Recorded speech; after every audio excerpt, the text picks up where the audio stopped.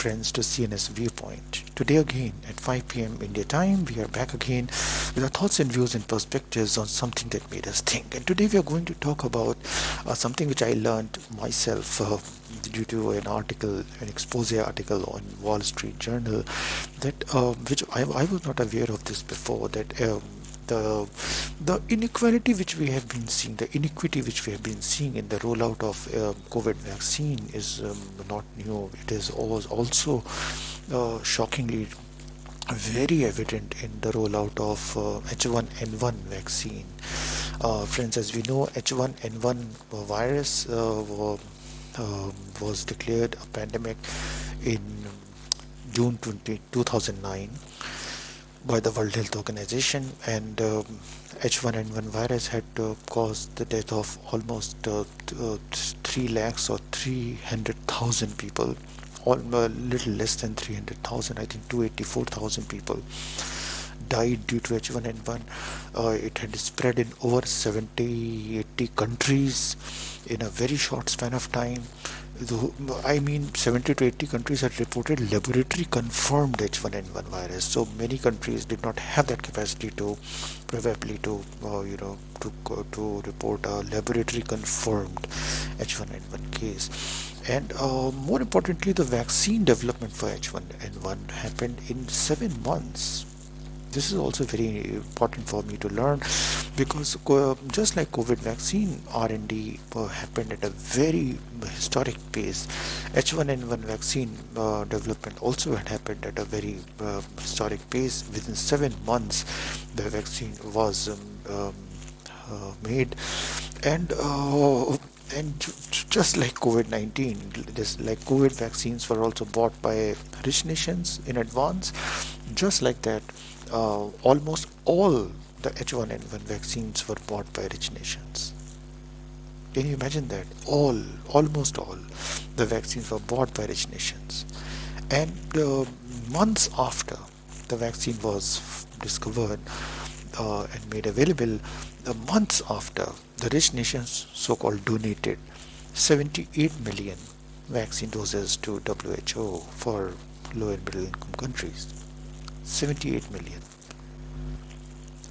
Compare it with US, countries like US, which had vaccinated over 27% of all its population above 6 months of age, and 34% of US population above 6 months of age, which was in high risk category for H1N1 virus, was also vaccinated.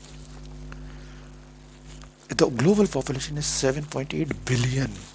7.8 billion today, and rich nations had donated 78 million vaccines to WHO for the whole rest of the world. Imagine. So this kind of inequitable rollout of vaccine is not new. It was shameful, and not only shameful, it also defeats public health. It also defeats health security agenda. It fails us collectively, not only on as humanity, but also on public health. No one is safe until all of us are safe. And it's just like coronavirus, if anyone believes that they can make COVID an endemic disease in their own home, in their own city, state, country, continent, they're wrong. Look at how coronavirus had spread from Wuhan in China, and even now, new strains keep spreading around the world despite COVID protocols in place. Despite and in spite of COVID protocols in place and very appreciable measures in place in many countries like Thailand, for instance, or New Zealand and others, you will keep hearing news that new strains are being reported or new cases are being reported. Corona is not yet over, and even in India, for example, as I speak, almost 10 to 20,000 new cases get reported every single day, and almost 300, 400, 500 people die every single day.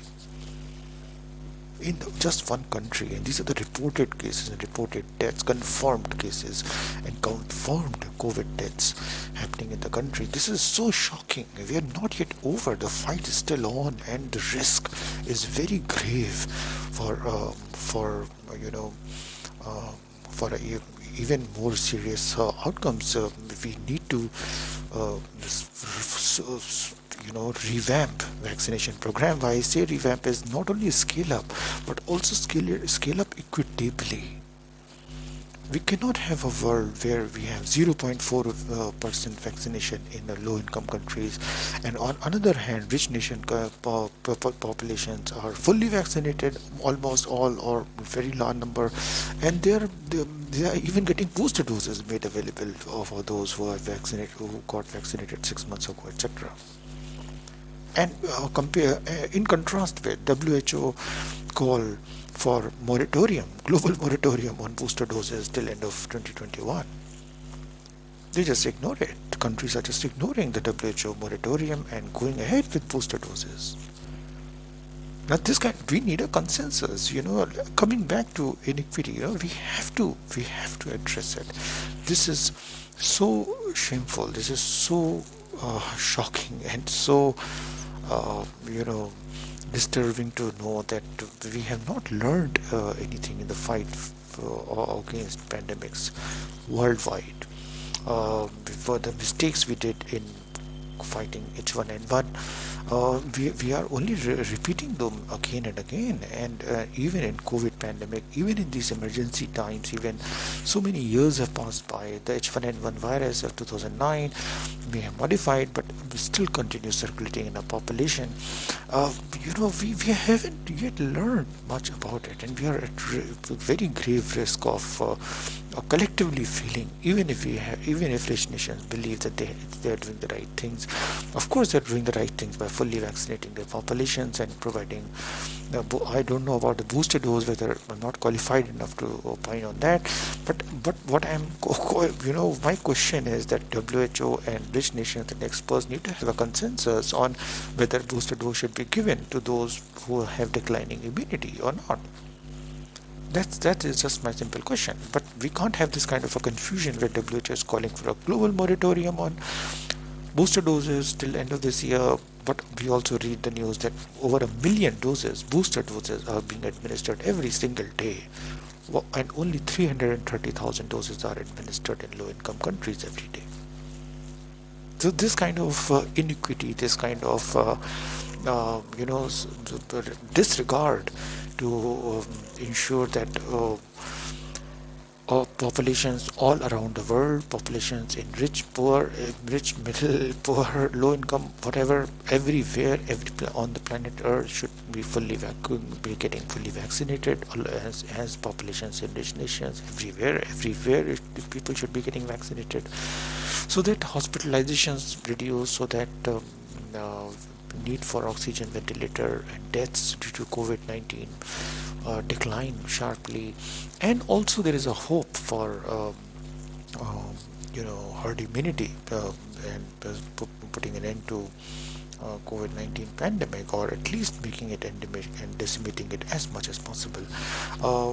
Let us hope that better sense will prevail. Let us hope, although I'm losing hope now, this is really very bleak moment for me, but let us still hold hope, and that more better sense will prevail for not just our selfish interest, but also that is something which has to take a back seat at this time. And we really need to be thinking collectively, acting collectively as well, and standing together if at all we believe in sustainable development where no one is left behind. With these words, let me end today's CNS Viewpoint. Tomorrow again at 5 p.m. India time, we will be back again with the thoughts and views and perspectives on something that made us think.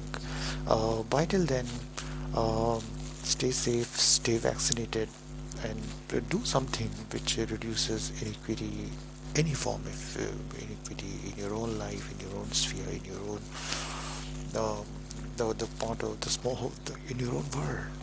Take care of yourself. Bye bye.